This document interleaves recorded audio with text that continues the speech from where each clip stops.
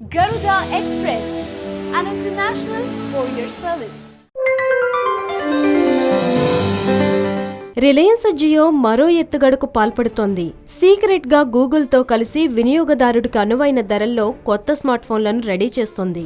అయితే అవి ఎక్స్క్లూజివ్ గా ముఖేష్ అంబానీ 4G నెట్వర్క్ కు మాత్రమే పనిచేయనున్నాయట.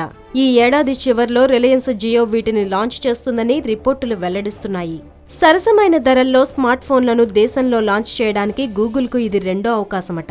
2014 సెప్టెంబర్లో ప్రవేశపెట్టిన ఆండ్రాయిడ్ 1 ప్రాజెక్ట్ ఫెయిల్యూర్ తర్వాత గూగుల్ మరోసారి రిలయన్స్ జియోతో కలిసి ఈ ప్రాజెక్ట్ చేయనున్నట్లు తెలుస్తోంది. ఈ రెండూ కలిసి రిలయన్స్ జియో స్మార్ట్ టీవీలకు సాఫ్ట్వేర్ ను కూడా డెవలప్ చేస్తున్నాయని హిందూ బిజినెస్ లైన్ రిపోర్ట్ చేసింది.